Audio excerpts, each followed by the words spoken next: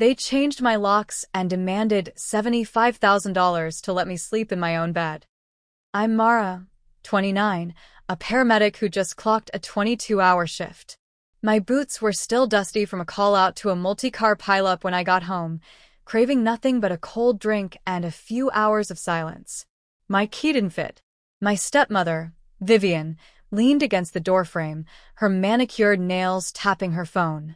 "It's $75,000 for back rent," she said, smirking. "Lila's wedding isn't cheap." I stood frozen, my bag slipping off my shoulder, and mumbled, "I see." Then I walked away. The next dawn, Vivian found a letter taped to her car and let out a wail that woke half the block. If you've ever been stabbed in the back by those meant to lift you up, tell me where you're watching from. There's a fatigue that's more than physical. It's a weight in your soul, where hope used to burn. That's where I was. That shift had been relentless. I'd hauled a grandfather out of a wrecked sedan, his pulse fading under my fingers. I'd talked a panicked teen through CPR over the phone, hearing her sobs when it didn't work. My hands still smelled of latex and adrenaline. All I needed was my couch, maybe a sandwich. But the lock? It mocked me. I twisted the key, thinking it was a mistake, until Vivian appeared, her silk scarf fluttering like she was auditioning for a drama. Inside, my stepsister Lila was curled up in my armchair, scrolling reels in my sweatshirt. Her fiancé, Nate, a guy who'd never met a job he liked, was raiding my fridge. "New locks," Vivian said, like she was announcing a sale. "You've been here too long for free. $75,000 covers it. Lila's wedding needs funding, and you're a paramedic. You're not broke." My jaw tightened. "Dad know about this?" Her eyes gleamed. "He's abroad." My call. I glanced inside. My paramedic manuals were still on the coffee table, my name on the Wi-Fi bill I'd paid. "I see," I said, and drove off, the night swallowing my taillights till I crashed in my ambulance station's brake. Room, a cot that creaked like it held grudges. While I lay there, they probably toasted their scheme, maybe posted a smug story about deadbeats. But I'd been waiting for this. At sunrise, I slipped a manila envelope onto Vivian's car windshield and parked out of sight. At 7:30 a.m., she stormed out, clutching her boss lady tumbler. She ripped open the letter and screamed, a sound like tires screeching. Lila bolted outside, snatched the paper, and started yelling. A neighbor's porch light flicked on. I stayed put, watching their empire crack. That house used to be my haven. As a kid, I'd race home from track practice to Mom's laughter and warm cookies. Dad, a field surgeon, would come back from deployments with stories and hugs that smelled of antiseptic.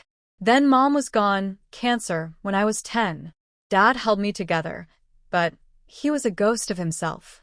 He married Vivian when I was 13. Lila, her daughter, was my age but all sharp edges, posting selfies while I studied, demanding new gadgets while I saved for college. Dad got called overseas again, leaving Vivian to manage.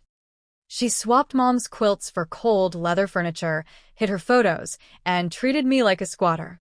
Lila's fiancé moved in, leaving dishes and attitude.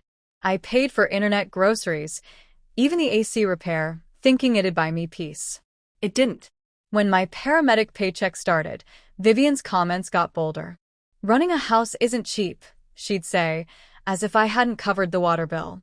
Then came the lockout and the $75,000 demand. That's when I dropped the bomb. The house was mine.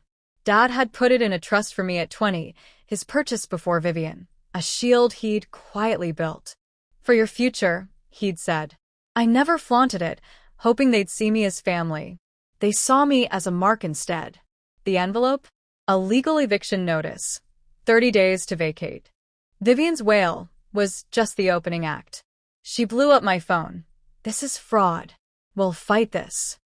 Lila posted a tearful reel, calling me a heartless sister.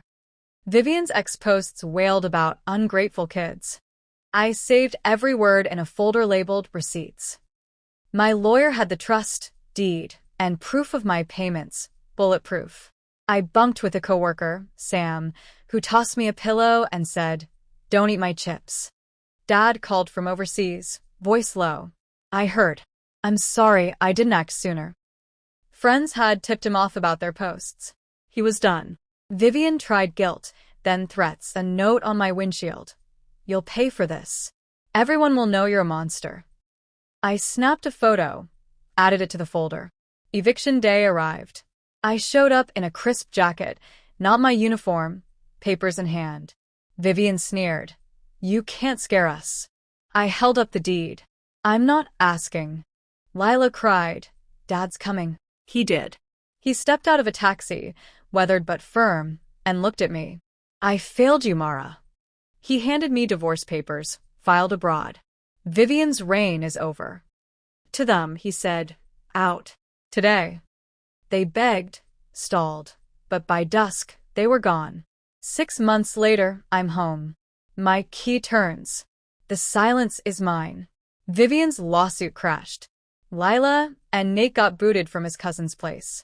Dad's overseas, at peace with a new partner who reminds him of Mom.